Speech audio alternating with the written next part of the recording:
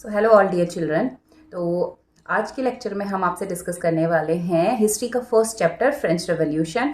और यहाँ पर हम एनसीईआरटी की हर एक लाइन को शॉर्ट में टू द पॉइंट आपसे के साथ डिस्कस करेंगे और पूरा चैप्टर आपको इन शॉर्ट के फॉर्म में क्लियर हो जाने वाला है, क्योंकि ऑफकोर्स आपके अभी पीटी हैं तो ओवरव्यू आपको दिया हुआ था चैप्टर का क्लास में भी, बट फिर से मैं आपके साथ रिविजन कर रही हूँ। क्वेश्चंस आपको मार्क कराए हैं, एनसीईआरटी में सब कुछ है, फिर से आप उसको रिवाइज कर सकते हैं, लेकिन इस क्विक रिव्यू नोट्स को देखने के बाद आपको सब कुछ और अच्छे से क्लियर हो जाएगा और आप हिस्ट्री को बहुत अच्छे से कर लेंगे।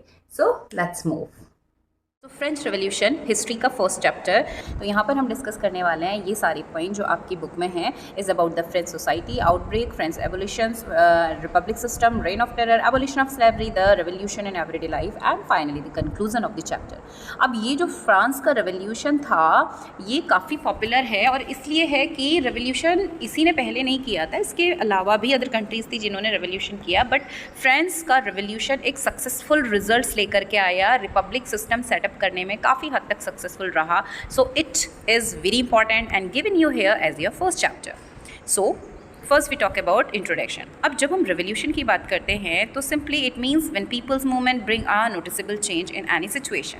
ठीक है, किसी चीज़ के अगेंस्ट, किसी जो रॉन्ग सिस्टम हो सकता है सोसाइटी का, उसके अगेंस्ट हम आवाज़ उठाते हैं और पॉजिटिव रिजल्ट्स इम्पैक्ट उसके लाने की कोशिश करते हैं और आते हैं, तो उस चीज़ को हम एज अ रेवोल्यूशन टर्म कर रहे हैं, डिफाइन कर रहे हैं। फ्रेंच रेवोल्यूशन की बात करते हैं, that French revolution outbreak in July 14 July 1789। ठीक है, तो ये एग्जैक्टली आपका 14 जुलाई 1789 को आउटब्रेक हुआ था। That was a period of a social and political upheaval, disturbance बहुत ज़्यादा था फ्रांस में। सो which causes हम आगे पढ़ेंगे, but the different social condition, political condition and role of philosopher and economic condition of France and what was the sudden cause of revolution और French revolution. तो ये सारी चीज़ें हम डिस्कस करने वाले हैं। तो अभी हम चलते हैं नेक्स्ट स्लाइड में। सबसे पहले ये देखने कि फ्रांस कहाँ लाइज करता है। तो अगर हम वर्ल्ड मैप की बात करते हैं तो वर्ल्ड मैप में यूरोप, ये हमारा यूरोप का मैप है, तो यूरोप के इस पॉइंट पे जहाँ यूरोप अफ्रीका के साथ कनेक्ट आपको दिखाई दे रहा है, ये आपकी कंट्री हो गई फ्रांस। ठीक है, आज की डेट में, आज के मैप में ये आपको यहाँ पर दिखेगा।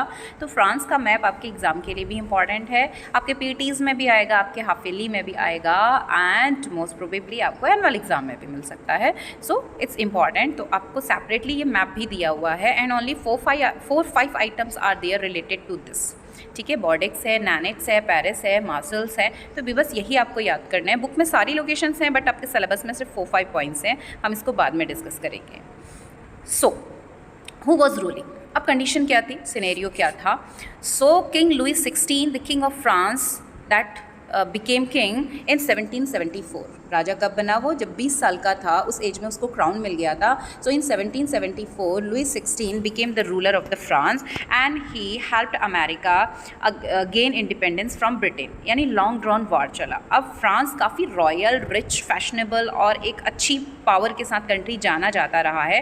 पहले कंट्री नहीं था, it was as an a region we can count here, but अभी हम बार बार उसको कंट्री ही प्रोनाउंस कर दे रहे हैं क्योंकि अंडरस्टैंड वो हमें इसी तरीके से हो जाता है। It help America gain independence from Britain. अब इसने हेल्प, काफ़ी समय तक फ्रांस का वॉर चला, कई बार अपने पर्टिकुलर पर्सनली वॉर हुआ और कई बार to support the other countries also. तो लास्ट इस पीरियड पे अमेरिकन इंडिपेंडेंस के लिए फ्रॉम ब्रिटेन इसने सपोर्ट किया था। When Louis became king he got an empty treasury. अब जब 1774 में ये लुइस 16, आपको लुइस 16 यहाँ भाई साहब दिखाए हैं, काफ़ी स्टाइल के साथ उनका पिक्चर हमें ये मिलता है। तो लुइस 16 जो ये उस समय का राजा था, ये थे लुइस 16। तो इनके रूलिंग के टाइम पे, यानी जब इनको क्राउन मिला 1774, जब ये राजा बने, at that period of time the treasury was empty. Treasury मतलब खजाना, जो राजकीय खजाना था, राजकोष जो था। ठीक है, तो वो राजकोष कैसा मिला इनको, कम्प्लीटली एम्प्टी, यानी क्योंकि लॉन्ग ड्रॉन वॉर चल रहे थे, फ्रांस काफ़ी टाइम से वॉर में इंगेज था, तो ज़्यादा कुछ था नहीं फाइनेंशियली फ्रांस के पास। अब एडिशनल आगे, तो यानी लुई 16 के टाइम तक जो एम्प्टी थी वो काफ़ी ख़त्म हो चुकी थी। क्यों ख़त्म हो चुकी थी, रीज़न आपको दिए हुए हैं। With war with the Britain, क्योंकि ये अमेरिका को हेल्प कर रहा था ब्रिटेन के अगेंस्ट वॉर के लिए। And second is the cost of maintenance the court in the palace of Versailles. इसके साथ ही साथ ना लुई 16 ने जो कोर्ट बनाया था अपना, बहुत ही सुंदर था, आपको दिखाते हैं।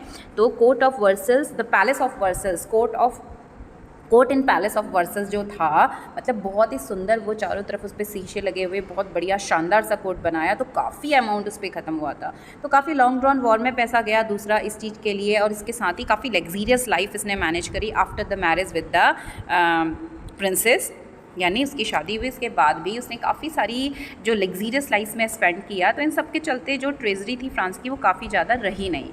French society during the late 18th century, अब जो फ्रांस की कंडीशन थी वो काफ़ी सेटिस्फैक्ट्री नहीं थी वहाँ के लोगों के लिए। Why? Because the society was divided into 3 estate, first estate, second estate and third estate. अब जो फर्स्ट एस्टेट था इसमें आपके आते थे क्लर्जी, और जो सेकेंड स्टेट आता था इसमें आते थे आपके नोबल्स, यानी राजा, राजकीय लोग। क्लर्जी थे चर्च से जुड़े हुए लोग। तो क्लर्जी और novelty first and second states को होल्ड करके बैठे थे। और जो थर्ड एस्टेट था, ये थर्ड एस्टेट था आपका वर्किंग क्लासेस, ठीक है। थर्ड एस्टेट आपका वर्किंग क्लासेस को होल्ड कर रहा था। अब प्रॉब्लम क्या थी कि फर्स्ट एंड सेकेंड स्टेट को सारे प्रिविलेजेस मिले हुए थे, लेकिन ये कोई टैक्स नहीं दे रहे थे। Eight the same time third state सारे टैक्सेस पे कर रहे थे, लेकिन इनको कोई प्रिविलेजेस नहीं मिले हुए थे। तो ऑब्वियसली थर्ड स्टेट वालों को गुस्सा तो आएगा ना।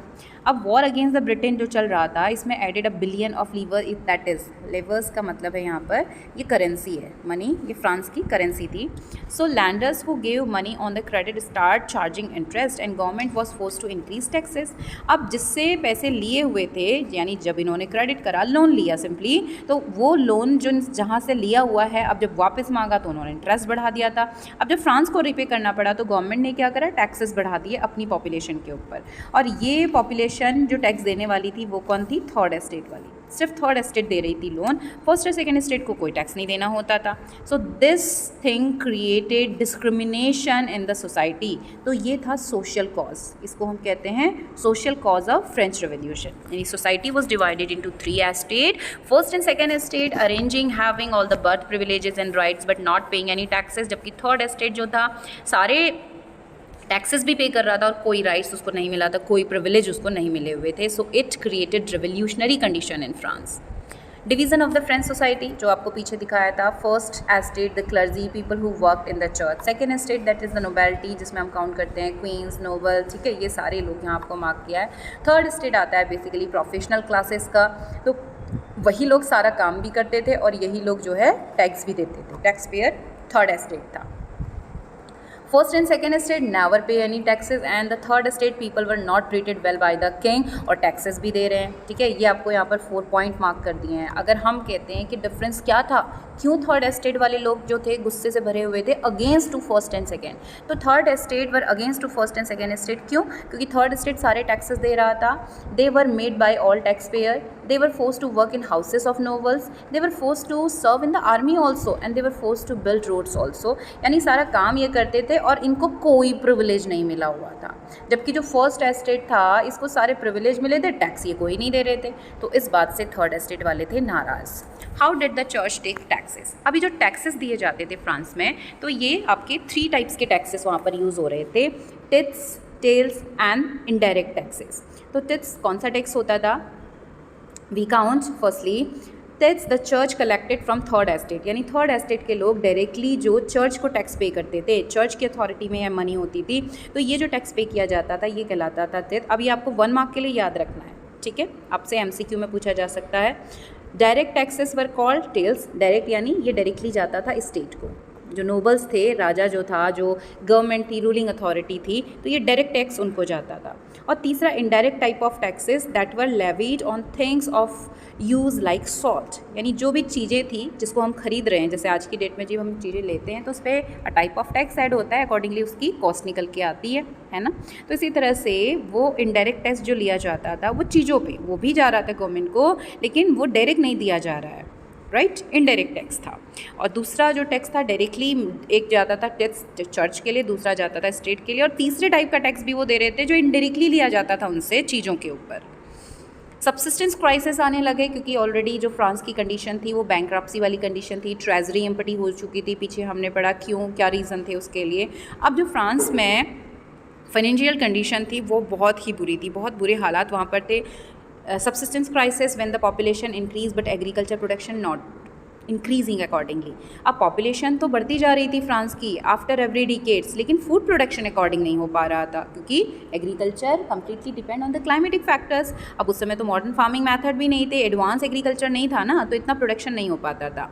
Demand for food was more than the supply, as a result prices of the food grain. जब भी चीज़ें शॉर्टेज में होती हैं और डिमांड ज़्यादा होती है, यानी लोगों को ज़्यादा से ज़्यादा चाहिए लेकिन चीज़ उतनी अवेलेबल नहीं है, तो उस कंडीशन में उसके प्राइजेस हमेशा उठ जाएंगे, ज़्यादा प्राइजेस हो जाते हैं। तो ऐसा ही हुआ था। As a result prices of the food grain increase, wages and income of common people did not increase. उनको वेज तो पहले ना के बराबर मिलती थी, वो भी लिमिटेड थी, बट टैक्स उनको देना पड़ रहा था और महंगाई भी बढ़ गई थी। So poor people could not buy to food and death due to the starvation and increase the subsistence prices. Result यही तो होगा, लोगों के पास पैसे नहीं है, वेजेस नहीं है, खाने को नहीं है। अब इन सारे हालातों में जब वो भूखे हैं तो धीरे धीरे स्टारवेशन की कंडीशन आने लगी एंड डेथ सब्सिस्टेंस क्राइसिस आ गया और स्टारवेशन की वजह से बाद में लोगों की डेथ इवन होने लगी। So situation got worse when the crop fail due to the drought and hail. और बाद में जब क्रॉप फेलियर आ गया तो और भी वर्स कंडीशन हो गई फ्रांस में। अब ये सारी चीज़ें और भी ज़्यादा लोगों को फील करा रही थी कि क्यों, why only they were paying taxes, क्योंकि ये सारा रीज़न जो टैक्स पेयर हैं वो थर्ड एस्टेट वाले ही थे ना, तो इस वजह से रेवोल्यूशनरी कंडीशन को बूस्ट मिल रहा था। सो सब्सिस्टेंस क्राइसिस की वजह से ये रिजल्ट आपको देखने मिला। ये चार्ट आपको बुक में दिया हुआ है। 1715 जो पॉपुलेशन थी दैट वाज 23 मिलियन, 1789 में पॉपुलेशन हो गई 28 million and total growth 28 million minus 23 यानी 5 मिलियन पॉपुलेशन इंक्रीज हो गई 1750 से 89 के पीरियड तक। एट द सेम टाइम जो फूड प्रोडक्शन था वो नहीं बढ़ा, वो उतना ही है। इनफैक्ट जब ड्रॉट की कंडीशन आई तो वो और भी ख़त्म हो गया। Did French people revolt in the past? Yes, of course they did. But only rich people from the third estate were active and third estate didn't have a proper leadership and resources. तो जो अभी हम revolution पढ़ रहे हैं, हम ये पढ़ रहे हैं इज़ अबाउट द 1789 जो कि एक सक्सेसफुल इम्पैक्ट लेकर के आया। लेकिन इसके पहले भी रेवोल्यूशन के लिए लोगों ने एफर्ट्स किए, बट उस समय जो रिच पीपल थे वही आगे आए और प्रॉपर लीडरशिप नहीं मिली। यानी उस समय भी लोगों ने इस बात के लिए डिमांड की कि भाई क्यों सिर्फ थर्ड एस्टेट जो है टैक्स पेयर होगा और भाई क्यों उनको कोई पोस्ट नहीं दी जाती है, बट उनको प्रॉपर लीडरशिप नहीं मिली, ना उनकी आवाज़ इतनी आगे जा पाई और कोई ऐसा पॉजिटिव रिजल्ट्स नहीं आया जैसा कि हमने इस पे देखा 1789 वाले पे। So new changes in 18th century. 18th century में क्या न्यू चेंजेस हम देखते हैं? Middle class evolve during this period. अब ये जो मिडिल क्लास थी ये धीरे धीरे मिडिल क्लास बनी कैसे? एजुकेटेड क्लासेस, धीरे धीरे एजुकेशन बढ़ने लगी फ्रांस में। एजुकेशन बढ़ने लगी तो ट्रेड बढ़ने लगा, वो भी प्रोफेशनल क्लासेस बढ़ने लगी तो उनकी इनकम बढ़ने लगी। तो धीरे धीरे जो पुअर क्लास थी वो मिडिल क्लास में ग्रो करने लगी, थोड़ा सा प्रॉस्परस होने लगे। Secondly, people from the third estate earn money through the manufacturing and international trade, so they become prosperous. तो वो धीरे धीरे से थोड़ा रिच होने लगे तो उनको भी थोड़ा सा अथॉरिटी फील होने लगी। Some people were also doctor, teachers, lawyer and admin office also. अब जो थर्ड एस्टेट था वो फिर से दो कैटेगरी कंसिस्ट करता था। एक तो थी प्रोफेशनल क्लासेस, ये जो ग्रुप आपको दिखा रखा है is about the professional classes. Eight the same time जो दूसरा मिडिल क्लास ग्रुप था, इसका जो सब कैटेगरी थी उसमें आते थे workers like peasant, farmers, artisan, ठीक है, ये सारे लोग। And for that there the people had a specific ideology and also provided the leadership. अब ये सारी चीज़ें चेंजेस आए, या हम कह सकते हैं कि a type of growth also there जो कि अगेंस्ट टू मोनार्की और इस डिस्क्रिमिनेटेड सिस्टम के अगेंस्ट जो सोशल ऑर्डर था उसके अगेंस्ट थी। सोशल ऑर्डर क्या था? Society first, second and third estate में डिवाइडेड थी। फर्स्ट एस्टेट को सारे राइट्स मिले थे, प्रिविलेजेस मिले थे, लेकिन कोई टैक्स वो नहीं देता था। थर्ड एस्टेट सारे टैक्स देता था, उसके बाद भी उसको कोई राइट्स नहीं मिला था। तो उसके अगेंस्ट अब धीरे धीरे चीज़ें बढ़ने लगी, लीडरशिप आगे आने लगी। And educated middle classes, special role play किसने किया? Educated middle classes. जैसे जैसे एजुकेशन बढ़ी, एजुकेशन के बाद ट्रेड बढ़ने लगा, प्रोफेशनल क्लासेस बढ़ने लगी, वो थोड़े प्रॉस्परस होने लगे। So middle class felt that no group of people should have privileges by birth. तो अब ये कॉन्सेप्ट निकल के सामने आए।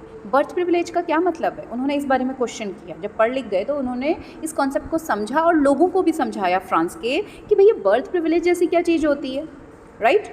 मीन्स द इंडिविजुअल, ऑफकोर्स जो इंडिविजुअल पर्सन है वो कैसे रिकग्नाइज होना चाहिए भाई, उसकी skill, ability, knowledge. Birth privileges का तो कोई कॉन्सेप्ट नहीं है कि उसको कुछ भी नहीं आता, वो एबल नहीं है, स्किल नहीं है, उसके बाद भी आप उसको मिनिस्टर बना के बिठा रहे हैं। So a person's special position should be based on merit, ये कॉन्सेप्ट उन्होंने ऐड किया।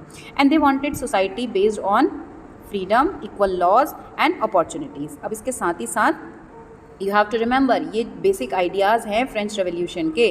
तो फिलोसफर्स आए, उन्होंने ये बेसिक आइडियाज़ के ऊपर काम किया। कौन कौन से idea? Freedom, equal law, opportunities for all, ये सबके लिए होना चाहिए, जो कि फ्रांस में नहीं हो रहा था। ठीक है, नाउ अब यहाँ पर इस तरह की आइडियोलॉजी को स्प्रेड करने वाले 3 बड़े फिलोसफर्स आपको दिखाए हुए हैं। सबसे पहले हैं John Locke, second is Jean Jacques Rousseau and third is Montesquieu.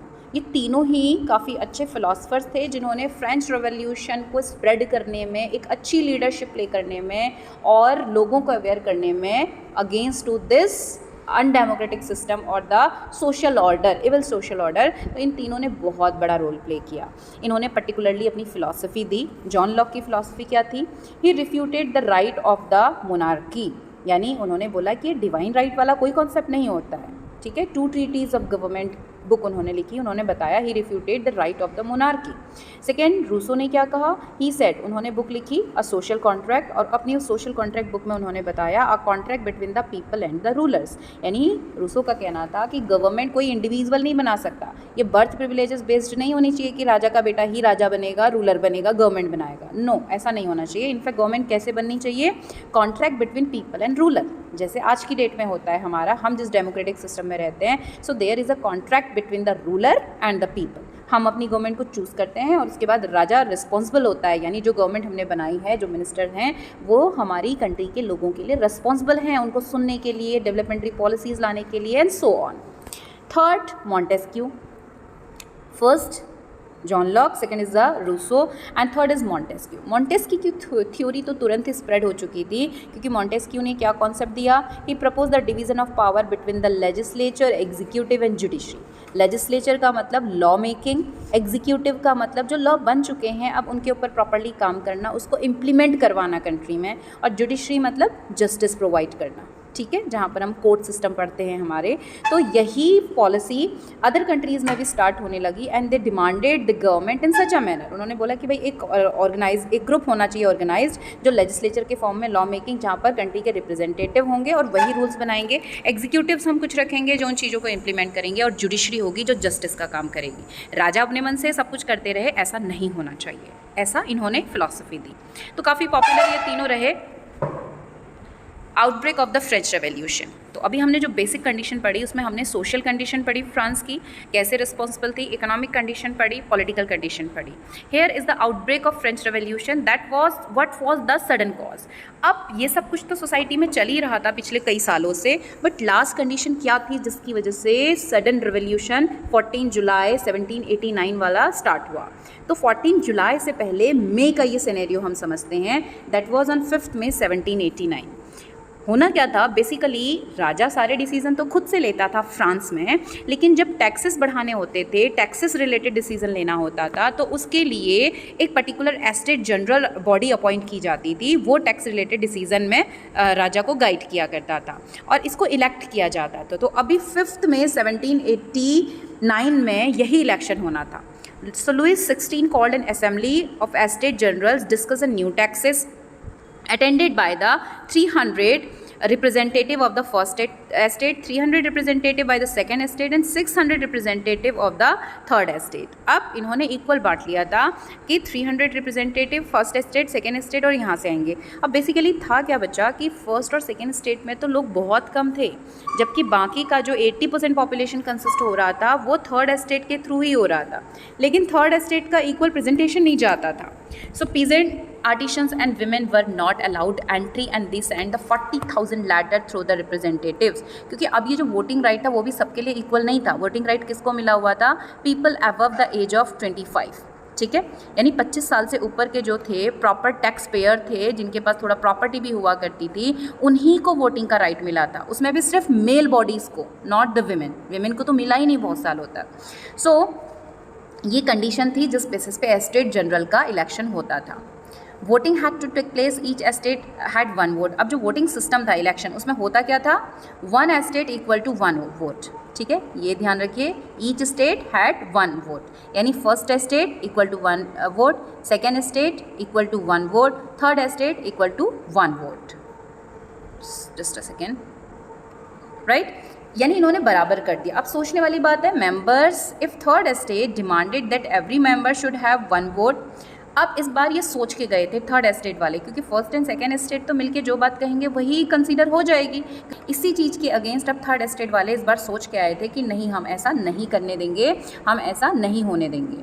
तो this time they already made their mind कि हमें इस बारे में बात करनी होगी, और उन्होंने यही डिस्कशन जब वो कोर्ट में आए तो यही बात करी that members if third estate demanded that every member should have 1 vote. उन्होंने बोला कि ठीक है, वोटिंग राइट 25 से ऊपर जो भी मिला हुआ है, बट हर इंडिविजुअल के 1 वोट की वैल्यू होगी। यानी फर्स्ट एस्टेट में जितने वो वोट देंगे उन सबका 1 वैल्यू होगा, सेकेंड एस्टेट का उतना ही वैल्यू होगा, थर्ड एस्टेट में जितने लोग होंगे वो अपनी अपनी पसंद से वोट देंगे। उसके बाद मेजॉरिटी ऑफ वोट जिसके नाम पे गए हैं वो जीतेगा। This is the simple concept.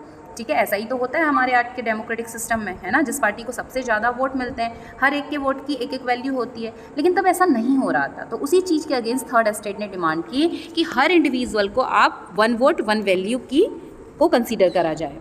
But king rejected their demand and third estate representative walked out for protest. लेकिन राजा क्यों मानता? क्योंकि राजा अगर ऐसा मानता तो मोनार्की सिस्टम के तो अगेंस्ट थी ये चीज़, तो राजा इस चीज़ के लिए एग्री नहीं हुआ और उसने रिजेक्ट कर दिया। So as he rejected the third estate moved out from there in protest. उन्होंने बोला ठीक है, फिर अगर आप हमारी बात नहीं सुन रहे तो हम भी आपको नहीं मानते हैं।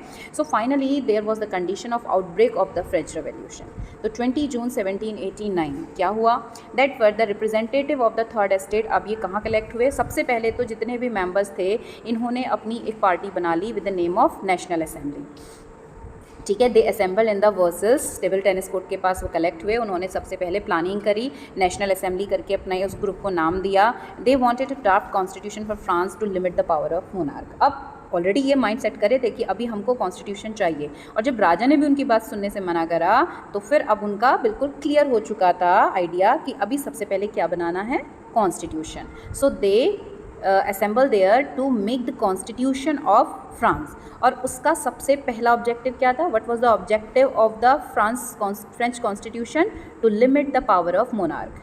ठीक है, राजा की पावर को लिमिट करना ये सबसे पहला ऑब्जेक्टिव था, क्योंकि राजा की पावर लिमिट में आ जाएगी तो अपने आप से ही काफ़ी सारे रूल रेगुलेशन लोगों के फेवर में आ जाएंगे, फिर राजा अपने मन से नहीं कर सकता ना कुछ। So while this assembly went on the entire France was in a turbulent, severe winter had bad harvest and when people did not get food, angry women and anyhow shops were crowded and lot of fighting was going on in the country side. अब ठीक इसी समय ये सारी चीज़ें जो यहाँ पर हो रही थी, ये सब कुछ खबर पहुँच गई कंट्री साइड में, और लोगों को लगा कि भाई रेवोल्यूशन, हमारे जो रिप्रेजेंटेटिव कोर्ट में गए हैं उन्होंने रेवोल्यूशन शुरू कर दिया है। ये खबर पहुंचते पहुंचते पहुंचते जब कंट्री साइड में ये खबर पहुंची तो फाइनली लोगों के पास, यानी रूमर हुआ, ऐसा था नहीं एक्चुअली, बट जो न्यूज़ उन तक पहुंची वो नेगेटिव न्यूज़ पहुंचने लगी। So finally in 14 July 1789 this is the outbreak of revolution. जब आपसे पूछा जाएगा in which year the French revolution was outbreak, तो हुआ कब था शुरू? एग्जैक्टली हम काउंट करते हैं 14 July 1789, right, that outbreak of revolution. So angry crowd destroy the Bastille, क्योंकि रेवोल्यूशन तब शुरू हुआ जब तोड़ फोड़ शुरू हो गई, तो र्यूमर फैलने लगे कि भाई राजा ने अपनी आर्मी भेज दी है, और ऑलरेडी जो बैड हार्वेस्ट था, ऑलरेडी लोग बड़ी पैथेटिक सिचुएशन में थे, लोगों के पास जो है खाने को नहीं था, क्रॉप फेलियर हो चुका था, टैक्सेस बहुत बढ़ गए थे, इकोनॉमिक सिनेरियो बहुत बेकार था, डिस्क्रिमिनेशन ऊपर से अलग चल रहा था पहले से ही। तो सारी चीज़ें जब अगेंस्ट होने लगी, और जब ये खबर मिली कि भाई हमारे रिप्रेजेंटेटिव ने राजा के कोर्ट में प्रोटेस्ट शुरू कर दिया है, तो ये जितने कंट्री साइड के लोग थे इन्होंने भी तुरंत से क्या करा? रेवोल्यूशन शुरू कर दिया, रिवॉल्ट शुरू कर दिया। क्या करा इन्होंने? They move to the Paris, angry crowd destroyed the Bastille. Bastille क्या है? रॉयल सिंबल, रॉयल प्रिजन, यानी जो सबसे बड़ी जेल है वहाँ का, उसको बेस्टिल उसको नाम जो दिया गया, उन्होंने वहाँ पर जाकर के उसको डिस्ट्रॉय कर दिया। There were the many rumour in the rural area. इसके साथ ही खबरें और बढ़ चढ़ के पहुँच गई थी। उन्होंने क्या खबर पहुँचा दी? क्या रूमर फैल गया? The king will send people to destroy the crop, due to fear of the crop getting destroy the rural people attack to the chateau castle of the king चैतिक। अब उन्होंने क्या करा? जैसे इनको पता चला कि राजा ने आर्मी भेजी है, यानी र्यूमर फैल गया, ऐसा हुआ नहीं था, लेकिन लोगों ने सिर्फ, कहते हैं ना अफवाह, र्यूमर मतलब अफवाह फैला दी। तो जितने लोग थे कि राजा जो है फसल को ख़त्म करने के लिए इसने आर्मी भेजी, फिर राजा ऐसा क्यों करेगा, है ना। लेकिन उस समय लोग इन चीज़ों को समझ नहीं पाए, और अपने अपने जो भी दराती औजार कुदाली जो भी कुछ होता है आइटम, वो सब लेके ये पहुँच गए राजा के महल में उसको तोड़ फोड़ करने के लिए। तो finally revolution started in 14 July 1789 और जो राजा थे यानी नोबल्स थे, नोबल्स में बहुत लोग आते थे, हमने पीछे पढ़ा, तो अब ये सब उनके घरों में घुस गए तो भाई उन्हें तो जान बचा के भागना ही था। तो फाइनली नेशनल असेंबली को रिकग्नाइजेशन मिल गई। तो इस 14 जुलाई 1789 का जो रेवोल्यूशन था, इसके एग्जैक्ट रिजल्ट, क्विक रिजल्ट क्या निकल के आए? Number 1, king Louis 16 give up and recognise the national assembly. National assembly को एज अ जैसे हम आज की डेट में पॉलिटिकल पार्टीज देखते हैं ना, तो वही रोल प्ले किया था नेशनल असेंबली में।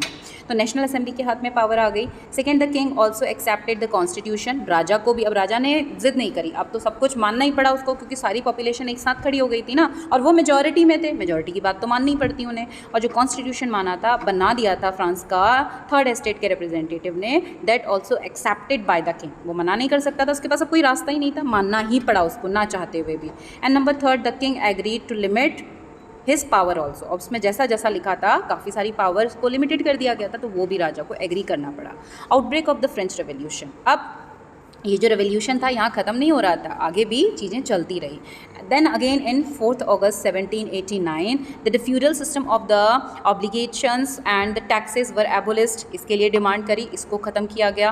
फर्स्ट एस्टेट, जिसमें कि क्लर्जी आते थे, were also force to give up their privileges. उनसे कहा गया कि भाई ये कोई सिस्टम नहीं होता first and second third estate का जो कॉन्सेप्ट बना रखा है, और फर्स्ट एस्टेट को, क्लर्जी को प्रेशराइज किया गया, यानी पूरे थर्ड एस्टेट की डिमांड थी ये। 14 अगस्त में फिर ये अगली डिमांड इनकी चालू हुई। वहाँ पर वो तीनों, यहाँ पर ये 3 आउटकम्स, यहाँ जीत हो गई इनकी, ठीक है, ये विक्ट्री तो मिल गई इनको। अब इसके बाद जो है अगली चीज़ थी इन चीज़ों के लिए जो डिफरेंट टाइप के टैक्सेस दिया करते थे, मेमोरियल ड्यूज़ होते थे, फ्यूडल ड्यूज़ होते थे, ठीक है। तो इन सब चीज़ों के लिए इन्होंने काम किया। क्लर्जीज को बोला कि क्या प्रिविलेजेस का मतलब है, सबको बराबर राइट्स होने चाहिए। जो टैक्स था डायरेक्टली चर्च को, इनको दिया जाता था, क्लर्जी को, इसको एबोलिश कर दिया गया, ख़त्म कर दिया गया। And land owned by the church was taken also sold and government on the 2 billion levers. और ये जितनी भी लैंड थी, जो चर्च मतलब ये क्लर्जी जो थे, इनके हाथ में थी वो सारी लैंड। अब ये सारी लैंड भी वापस हो गई उनके हाथ से, taken and sold to the government and earn the 2 billion livres, ठीक है। ये सारे चेंजेस आए।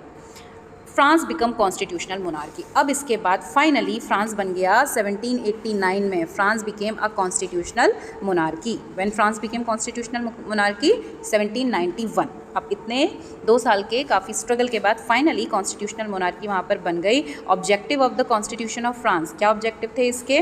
फर्स्ट, सबसे पहली इंपॉर्टेंट चीज़ तो इसकी थी to limit the power of monarch, और दूसरा इंपॉर्टेंट पॉइंट था power to be divided into legislature, executive and judiciary. यानी एक राजा के हाथ में पावर नहीं होगी, बल्कि ये 3 पॉलिटिकल इंस्टीट्यूशंस बनेंगे, ये 3 पॉलिटिकल बॉडीज़ अलग अलग काम करेंगी, राइट। ये हुआ 1791 जब कॉन्स्टिट्यूशनल मोनार्की फ्रांस में बन गई, और ये रिजल्ट आया, and accordingly system started to run. Now active and passive citizen, ये बहुत इंपॉर्टेंट है बेटा, आपको पता होना चाहिए। Who were the active citizen in France and passive citizen. अब एक्टिव सिटीजन कौन थे? Only man, remember only men above the age of 25 years as well as highest bracket of taxpayer। यानी पर्टिकुलर एक फिक्स कर दिया था कि इतने टाइम की वेजेस के बराबर का टैक्स जो दे सकते हैं उसी को, यानी जो रिच हैं, आप सिंपल भाषा में समझ सकते हो, जो थोड़े से रिच टाइप के हैं, प्रॉपर्टी ओनर हैं, वही दे पाएंगे। तो उन्हीं को, और उनकी एज कितनी होनी चाहिए? अबव द 25, ये कहलाए active citizen. And passive citizen, all the women, all the children. अब 25 के नीचे भी किसी को वोटिंग राइट नहीं मिला हुआ था, और जो वुमेन थी उसमें तो किसी को भी नहीं मिला था, चाहे वो 25 के हों या ना हो, but women were not granted any voting right. Men who paid less tax and all youth 25 below were also not considered for voting right. तो पैसिव सिटीजन वो थे जिनको वोटिंग राइट नहीं मिला था। किसको नहीं मिला था? विमेन को नहीं मिला हुआ था। 25 ईयर्स के नीचे जो थे उनको वोटिंग राइट नहीं मिला हुआ था, एज वेल एज जो कम टैक्स पे करते थे उनको भी वोटिंग राइट नहीं मिला हुआ था। They were passive citizen. Now political system, constitution of 1791। अब उसके बाद कॉन्स्टिट्यूशनल सिस्टम स्टैब्लिश हो गया प्रॉपरली फ्रांस में, और जो सिस्टम था वो लेजिस्लेचर, एग्जीक्यूटिव और जुडिशरी, इसके अकॉर्डिंग ही स्टार्ट किया गया। नेशनल असेंबली जो हमने पढ़ा था बनी थी just after that revolution. 745 members were there, elected by the voters, 50,000 man, only active citizen. इनको सेलेक्ट किसने करा?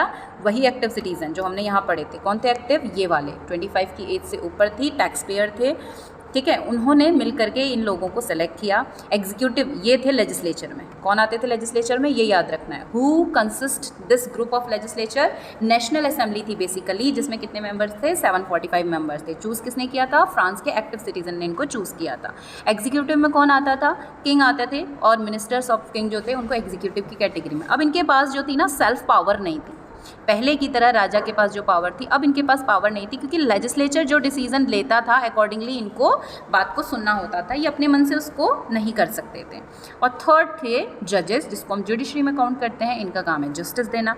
अब जो पॉलिटिकल सिस्टम था फ्रांस का, वो इस तरह से काम करने लगा। तो हमारा डेमोक्रेटिक सिस्टम भी इसी तरह से काम करता है। Institute of king we count as prime minister, ठीक है, prime minister and other minister, जिनको कि हम सिलेक्ट करते हैं।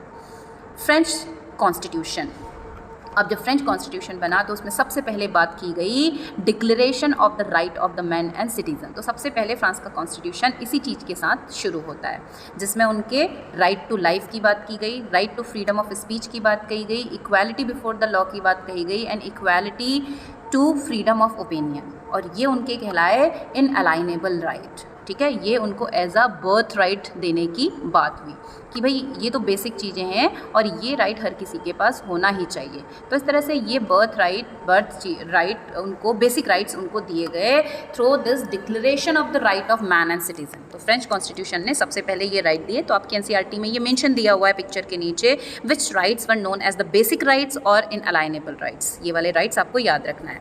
अब ये पॉलिटिकल सिंबल्स आपकी बुक आपको दिखाती है, broken chain, becoming free, symbol of strength and unity, ये जो आपको बंडल ऑफ स्टिक्स दिया हुआ है, a snake biting his tail, symbol of eternity. तो ये सारे सिंबल्स यूज़ किए जाते थे, आपकी बुक में दिए हुए हैं और आपको दिया था कि learn it for the MCQ। तो ये सारे सिंबल्स आपको याद रखना है, ठीक है। आप देखेंगे अपनी पिक्चर में भी रेड कैप पहनी हुई थी, ये सिंबलाइज करता था दैट इज़ स्लेवरी के अगेंस्ट, फ्रीडम के लिए यूज़ ये की जाती थी। तो ये सारे सिंबल्स की मीनिंग आपको लर्न करनी पड़ेगी। Then France abolishes monarchy and become republic. अब इसके बाद कॉन्स्टिट्यूशन बन गया। So finally king Louis 16 had signed a constitution. अब उसको बात माननी पड़ी। Was involve in the secret negotiation with Persia. अब उस समय तो उसने प्रेशर में आकर, क्योंकि उसके पास कोई चारा ही नहीं था, वो कहाँ जाता क्या करता, उसको बात तो माननी पड़ी कॉन्स्टिट्यूशन की। लेकिन उसने क्या करा, चुपचाप से एक सीक्रेट निगोसिएशन किया पर्शिया के साथ। पर्शिया बड़ी ही पावरफुल रीजन था, ठीक है। ये फ्रेंच रीजन, जर्मन रीजन, इस तरह से रीजन हुआ करते थे, एम्पायर्स हुआ करते थे। तो पर्शिया बड़ा पावरफुल था। जैसे हम कहते हैं कि आज की डेट में America is a powerful country, तो इसी तरह से पर्शिया पावरफुल था। तो लुइस 16 ने चुपचाप से पर्शिया के साथ निगोशिएट करने की कोशिश की। King wanted the neighbouring countries to help him to gain power again. अब राजा एक तरीके से हेल्प मांग रहा है अपनी नेबरिंग कंट्रीज से, और वो उनको ये समझा रहा है कि देखो भाई, फ्रांस में अभी ये रेवोल्यूशन हुआ है और इस तरह से रिपब्लिक सिस्टम लोग सेटअप करने की कोशिश कर रहे हैं, और कल को धीरे धीरे पूरे यूरोप में फैलेगा और आपके वहाँ पर भी सेम चीज़ आएगी। So all the neighbouring kings were also planning to send combined army to the reinstate monarchy back in France. तो अब ये समझ गए थे, जो अड़ोसी पड़ोसी रीज़न थे ना, वो भी इस चीज़ को समझ चुके थे कि जो फ्रांस में हो रहा है कल को ये हमारे रीजन में भी होगा। So why they supported Louis 16, why they agree to support the Louis 16, क्योंकि वो नहीं चाहते थे कि कल को उनके वहाँ पर भी इसी तरह से रिपब्लिक और उनकी पावर ख़त्म हो जाए। तो अगर अपनी पावर बचानी थी तो उनको लुई 16 को सपोर्ट करके फ्रांस में भी इस रिपब्लिक रेवोल्यूशनरीज लोगों को रोकना था। तो इसके लिए इन्होंने अपनी आर्मी भेजी फ्रांस में, की प्लानिंग करी, भेजी नहीं थी। इसके पहले कि ये कुछ करते, eight the same time national assembly ने वॉर डिक्लेयर कर दिया, है ना मज़ेदार बात। यहाँ लुई 16 चुपचाप से निगोशिएट कर रहा है बाकी से हेल्प लेकर के कि तुम आर्मी भेजो और इनको हराओ। इसके पहले ही नेशनल असेंबली ने अपनी ओर से वॉर डिक्लेयर कर लिया। So 1791 national assembly declared war against to Prussia and Austria. ये दोनों ही पावरफुल रीजन हुआ करते थे उस समय। 1000 of volunteers came to join the army. बहुत सारे रिप्रेजेंटेटिव्स थे और लोगों ने इसको ज्वाइन किया। People saw it as a war of a common people against the monarchy. अब ये जो वॉर था, ये वॉर पर्टिकुलरली राज्य को जीतने के लिए, एम्पायर को बड़ा करने के लिए नहीं था। ये वॉर इस बार क्यों हुआ था, to set up a republic system all over the Europe. क्योंकि यूरोप में सिर्फ एक फ्रांस जीत जाएगा तो थोड़े समय बाद हो सकता है फिर से वो हार जाए और दूसरा राजा वहाँ आके रूल करे। तो ये बहुत ज़रूरी था कि बाकी के रीजन्स को भी रिपब्लिक कॉन्स्टिट्यूशनल सिस्टम के साथ सेट किया जाए। So they were trying to spread the message. तो जो फ्रेंच आर्मीज़ थी, इक्वालिटी, लिबर्टी, फ्रीडम, फेटर्निटीज़ के आइडियाज़ को आगे ले जा रही थी। तो वो आर्मीज़ आगे ले जा रही थी, मतलब पर्शिया और ऑस्ट्रिया के अगेंस्ट वॉर कर रही थी, जिसमें वो क्या करना चाहते थे, the war was common people against to monarchy. right?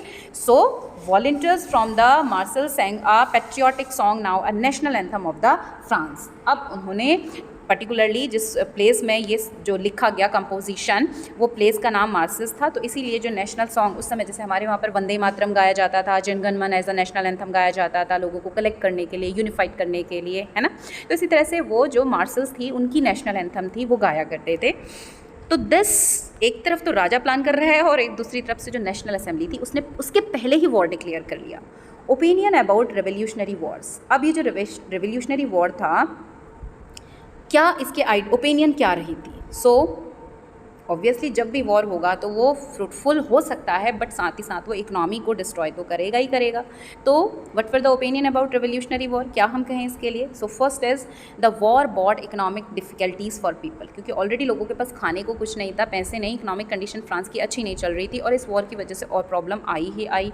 Secondly, man were fighting as a soldier, women had to earn money, look after the families. So women actively participated during the revolution और revolutionary period in France, क्योंकि जो mail bodies थी वो army में जा रही थी, तो अब घर पे कौन देखता? तो women also looked after their families, their children. तो घर पे भी हाउस होल्ड कोर्स को उन्होंने कंप्लीट किया और outdoor duties as a job करके इकोनॉमिक चीज़ें, फाइनेंशियल कंडीशन मैनेज कर रहे थे कि नीड्स को कंप्लीट किया जाए। Largely the poor people were not happy with this outcomes of the war. Why? अब कई सारे लोग जो थे इन आउटकम से हैप्पी नहीं थे। क्यों नहीं थे? क्योंकि उनको इस बात से उस समय मतलब नहीं था कि भाई कंट्रीज़ में हमें ये आइडियाज़ फैलाने हैं। क्योंकि आप सिंपल सी बात सोच के देखिए, अगर हम खुद भूखे होंगे, हमें प्रॉपरली रोज़ खाना नहीं मिल रहा होगा, तो हम पहले अपनी खाने की उस नीड फॉर फूड को कंप्लीट करेंगे अपने लिए, अपनी फैमिली की, या फिर हम दूसरे रीज़न के डेवलपमेंट या इस तरह के आइडिया या पॉलिटिक्स को लेकर के सोचेंगे? Obviously not. हमारा पहला फोकस तो अपनी फूड नीड और बेसिक नीड पे होगा ना। तो फ्रांस में कुछ ऐसी कंडीशन हो रही थी, उनकी बेसिक नीड ही, अभी सर्वाइवल कंडीशन ही बहुत डिफिकल्ट था, तो वो इन चीज़ों से परे थे, उनको फ़र्क नहीं पड़ रहा था, क्योंकि वो चाहते थे पहले भाई उनकी बेसिक नीड्स के ऊपर काम किया जाए। सो रेवोल्यूशन इज़ डन। अब इसको आप दो तरीक़ों से व्यू कर सकते हैं। When we talk about the opinion about the revolutionary war, so revolution is done and there should be the peace now.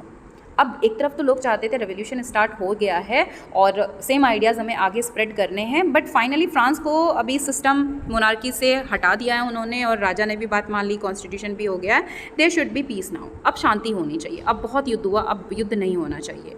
Eight the same time दूसरी तरफ लगता था revolution is incomplete, everyone did not get a equal power. ठीक है, ऐसा क्यों था? क्योंकि जो रिप्रेजेंटेटिव थे, जो नेशनल असेंबली के मेंबर्स थे, वो थोड़े प्रॉस्परस क्लास के लोग थे, जो रिच ग्रुप थे सोसाइटी के, थर्ड एस्टेट के, वो थे वहाँ पर।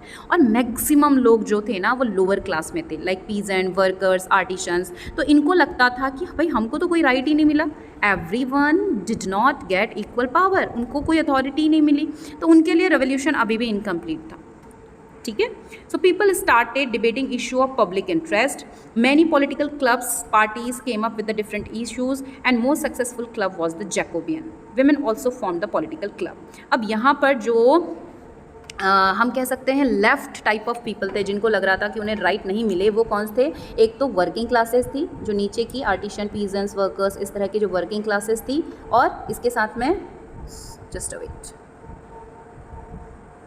And the women. ठीक है, क्योंकि इन लोगों को लग रहा था कि भाई हमारी तो कहीं बात ही नहीं हुई, हमारी कोई, क्योंकि विमेन को इक्वल वोटिंग राइट की बात नहीं की गई, वोटिंग राइट में विमेन को अभी भी इंक्लूड नहीं किया गया था, वर्किंग क्लासेस साथ में सामने एज अ रिप्रेजेंटेटिव नहीं जा रही थी। So finally the working classes, तो एज अ रिजल्ट क्या हुआ? जो नीचे वर्किंग क्लासेस थी, जिसमें कि शॉपकीपर्स, आर्टिशन, पीजेंट, फार्मर्स थे, इन सब लोगों ने मिल करके अपना एक ग्रुप बनाया। किस नाम से? जैकोबियन ग्रुप, जैकोबियन क्लब्स करके ये फेमस है। सो द जैकोबियन क्लब्स, जिसके मेंबर्स कौन थे? Peasant, farmers, workers, labourers, artisans. ठीक है, ये सारे डिफरेंट ग्रुप्स थे, जैकोबियन ग्रुप्स के मेंबर्स थे, ये सारे डिफरेंट ग्रुप जैकोबियन क्लब के मेंबर थे। इसी तरह से जो विमेन थी, उन्होंने अपने पॉलिटिकल क्लब बनाए, जहाँ पर वो पॉलिटिकल डिमांड कर रहे थे। कैसी डिमांड? कि भाई उनको भी इक्वल वोटिंग राइट दिया जाए, उनके पास भी अथॉरिटी हो। अब जैकोबियंस कौन थे? Jacobin were basically the people belonging to the lower middle class of the French population.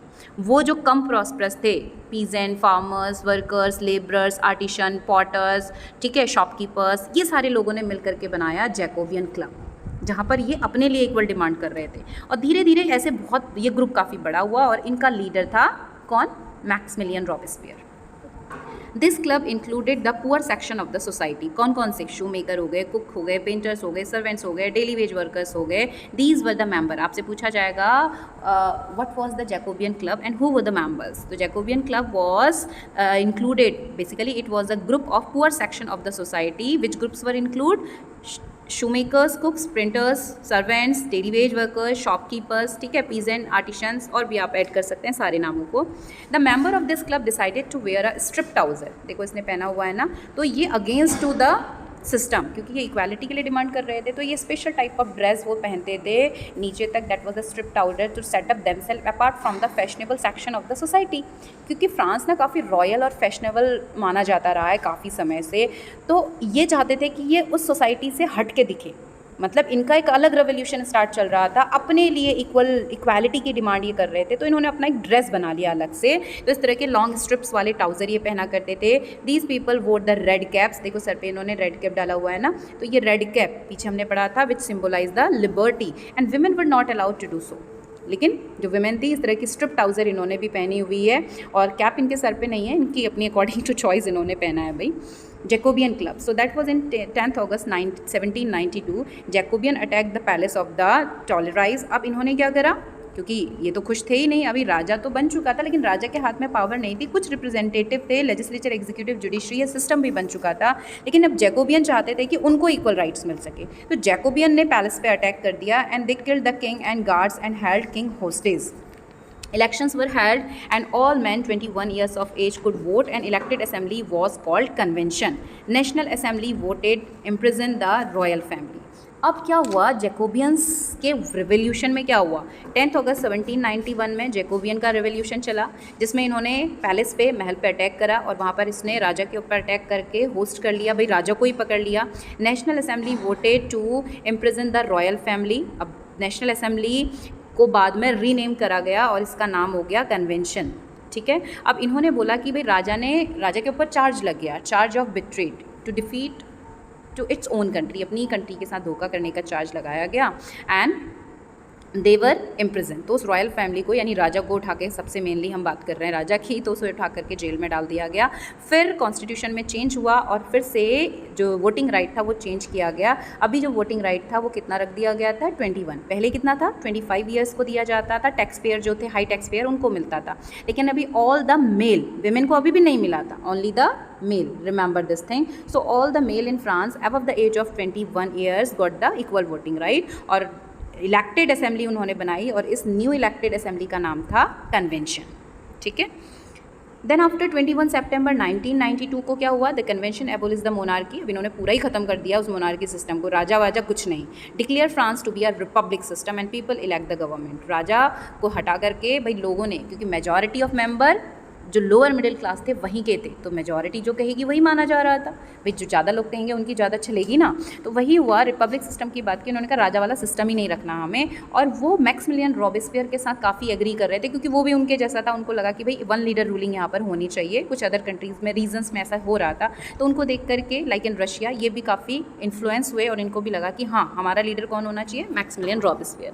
So that was in 21 January 1793 a court sentences king Louis 16 to death treason. कौन सा चार्ज लगा उसके ऊपर? Charge of treason, अपनी country के साथ धोखा करने को बोलते हैं ट्रेजन। तो इसके लिए उसको डेथ सेंटेंस मिल गई थी। He was publicly executed in the guillotine. आपको याद है, हमने पढ़ा था कि मैक्सिमिलियन रॉबेस्पियर, बहुत ही टेरेबल कंडीशन थी उसके पीरियड पे, और जो पनिशमेंट के लिए यूज़ होती थी device guillotine. Guillotine is a device जिसमें 2 पोल्स होते थे और दोनों पोल्स में शार्प ब्लेड लगी हुई थी, और पर्सन को उस पर खड़ा करके उन दोनों ब्लेडों से उसको बिहेडेड कर दिया जाता था, उसका सर काट के मार दिया जाता था। इतनी खतरनाक सजा वो देता था, तो गुलेटाइन कर दिया गया उसको। His queen Marie Antoinette was also hung to death, उसको भी मिल गई फांसी की सजा। तो मोनार्की पूरी ख़त्म कर दी इन्होंने, और अब रूल आ चुका था फ्रांस में मैक्सिमिलियन रॉबेस्पियर का। तो मैक्सिमिलियन रॉबेस्पियर का रूल जब आया, it was very terrible condition in France, इसीलिए इस पीरियड को बोला जाता है reign of terror. Reign of terror, which period is known as reign of terror? 1793 to 94, this period is known as the reign of terror. इस period को हम बोलते हैं रेन ऑफ टेरर। क्यों बोलते हैं? Because the situations were worse, people were not having any freedom, उनको कुछ बोलने की, कुछ करने की, कुछ लिखने की आज़ादी नहीं थी।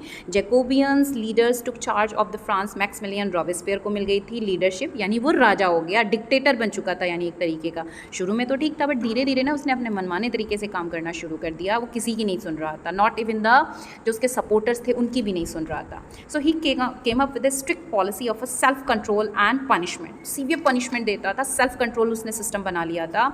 Anyone who he saw as the enemies were arrested, imprisoned and tried in the court। जो भी उसके इस सिस्टम के अगेंस्ट बात करता था, उसकी पावर के अगेंस्ट, यानी मोनार्की को फेवर करने वाले जो लोग थे और इस रिपब्लिक सिस्टम के अगेंस्ट बोलते थे, उन्हें तुरंत उठा के जेल में, उनको एनिमीज़ बोला जाता था सिस्टम का, वो अरेस्ट करके जेल में डाल दिए जाते थे, इम्प्रिजन कर दिया जाता था, उनको मार दिया जाता था, स्ट्रिक्टली पनिश किया जाता था।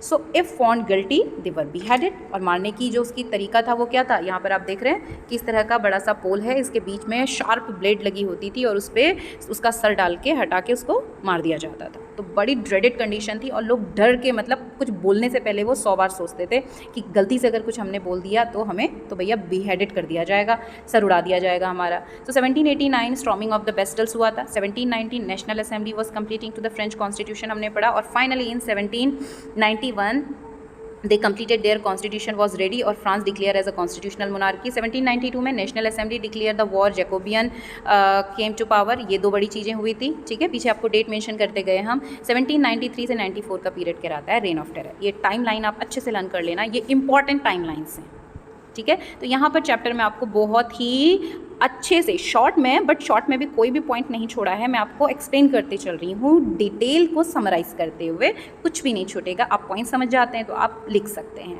अगले वीडियो में बाद में हम आपको छुट्टियों में शेयर करेंगे चैप्टर को 2 सेपरेट डिटेल एक्सप्लेनेशन के साथ। अभी आपको एग्जाम में ये काफ़ी हेल्पफुल लगेगा। Now is about the major decisions of the Robespierre. अब मेजर डिसीजंस क्या क्या लिए रॉबेस्पियर ने इसके बाद? सबसे पहली चीज़, Maximilien ceilings on the wages and prices, fixed quantity of meat and bread per person, decide करा उसने कि भाई किसको कितना देना है।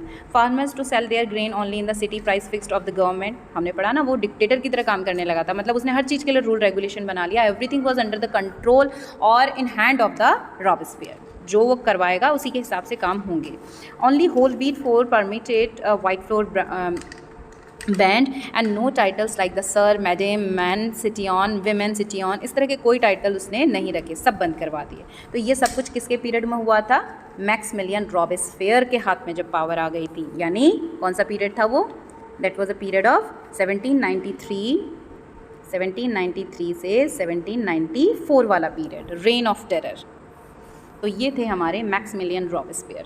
बड़ी स्मार्ट पर्सनालिटी दिख रही है, बट बड़े ही क्रूअल थे। So Maximilian was very strict. He was convicted by the court in July 1794. तो 93 to 94 इसने खूब मनमानी करी, बट फाइनली लोग एक लिमिट तक तो हम सुनते हैं, तो इसी तरह से लोग के लिए ये कंडीशन आउट ऑफ बेयर हो गई थी। तो अब उसके फॉलोअर्स ने ही डिसाइड किया कि इसको रोकना पड़ेगा, और फाइनली जब वो समझा कि नहीं माना तो भाई उसको को पकड़ के हटा दिया गया। और जैसे वो दूसरों को कन्विक्ट करता था, पनिश करता था, सेम पनिशमेंट उसको भी मिली। He was also killed with the guillotine, उसको भी सेम गुलेटाइन डिवाइस से किल कर दिया गया, and lead to the fall of the Jacobin government. तो इसकी डेथ के साथ ही जैकोबियन क्लब का fall, that Jacobin club fell down, ख़त्म हो गया मैक्सिमिलियन रॉबेस्पियर का सिस्टम। और इसके बाद फ्रांस में आया, यानी अब फ्रांस के लोग ना बड़े कंफ्यूज थे, भाई कौन सी गवर्नमेंट रखी जाए। मोनार्की थी तो भी सेटिस्फैक्ट्री नहीं था, राजा के समय पे सोशल ऑर्डर बड़ा ही बेकार, डिस्क्रिमिनेटेड था। उसके बाद कॉन्स्टिट्यूशनल मोनार्की के बाद मैक्सिमिलियन कॉन्स्टिट्यूशनल मोनार्की आई, प्रॉपर्ली सेटअप हुआ नहीं था कि उसके पहले ही जैकोबियन क्लब ने रेवोल्यूशन कर दिया। मैक्सिमिलियन रॉबेस्पियर के हाथ में पावर आई तो वो तो भाई डिक्टेटर ही बन गया, बुरा वाला। तो भाई गवर्नमेंट चले कैसे, कौन क्या करे। लेकिन एक चीज़ लोग समझ चुके थे कि अगर एक ही इंसान के हाथ में पावर आ जाएगी तो डिक्टेटरशिप आएगी, यानी फिर पता नहीं क्या होगा, पावर एक के हाथ में नहीं होनी चाहिए, ये अभी लोग समझ चुके थे। So then there was started a new concept of directory rule, या आप कह सकते हैं रूल ऑफ डायरेक्टर। तो फाइनली वहाँ पर स्टार्ट हुआ रूल ऑफ डायरेक्टरी, ठीक है। तो फ्रेंच रेवोल्यूशन आया, कॉन्स्टिट्यूशनल मोनार्की आई, उसके बाद रॉबेस्पियर की रूलिंग आई, मैक्सिमिलियन रॉबेस्पियर, वन लीडरशिप, और उसके बाद फ्रांस में सेटअप हुआ रूल ऑफ डायरेक्टरी। आफ्टर कब? 1794। किसके बाद? 1794 के बाद। तो फाइनली फ्रांस में रूल ऑफ डायरेक्टरी स्टैब्लिश हुआ जिसमें कि 5 डायरेक्टर सिलेक्ट किए जाते थे and that was through the election process. पीछे हम पढ़ चुके थे that introduce this with the 5 members, group of 5 members in this rule of directory. और हमने पढ़ा था आफ्टर दैट लेटर जो रिपब्लिक सिस्टम स्टैब्लिश हुआ उसके बाद 21 ईयर्स ऑनवर्ड्स वोटिंग राइट्स दे दिया गया था। तो ये रूल ऑफ डायरेक्टरी स्टैब्लिश होने के बाद भी कुछ प्रॉब्लम्स थी। The situation remain unhappy still for the French people because members of the directors and the legislative council kept fighting with each other. ठीक है, ये आपको याद रखना है। What was the major problem? अब रूल ऑफ डायरेक्टरी से भी लोग खुश क्यों नहीं थे? क्योंकि राजा तो एटलीस्ट फर्स्ट से डिसीजन ले लेता था, बट ये जो रूल ऑफ डायरेक्टरी थी ना, ये इसलिए बनाई गई थी कि कोई इंडिविजुअल अपने मन से डिसीजन ना ले, जो भी डिसीजन आए वो कंसर्न के साथ हो। तो इसीलिए 5 मेंबर्स को इसमें इंक्लूड रखा गया as a part of a legislative system. तो 5 डायरेक्टर्स के बीच में हमेशा क्लैशेस होते रहते थे। ठीक है, यानी 2 कहते थे कि हम ऐसा करेंगे तो बाकी के 3 कहते थे कि नहीं ऐसा सही नहीं, हम वैसा करेंगे।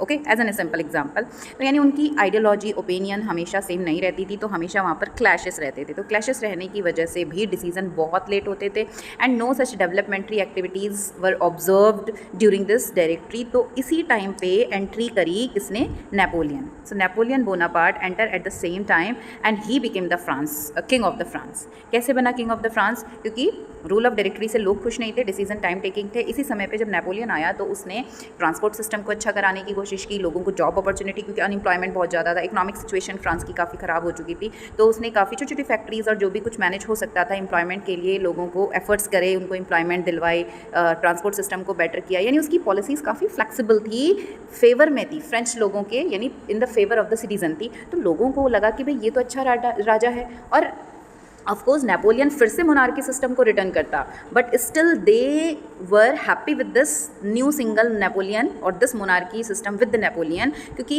नेपोलियन का मतलब कि मोनार्की, और मोनार्की के साथ वो पहले से इंट्रोड्यूस थे। डेमोक्रेसी उनके लिए एकदम न्यू आइडिया था, फ्रिजल आइडिया था, ये उनकी समझ में नहीं आ रहा था। और क्लैशेस थे, टाइम टेकिंग डिसीजन था, तो इससे सही उनको लगा कि नेपोलियन अच्छा कर रहा है, इसको हमारा राजा होना चाहिए, और वो एग्री हो जाते हैं। Right.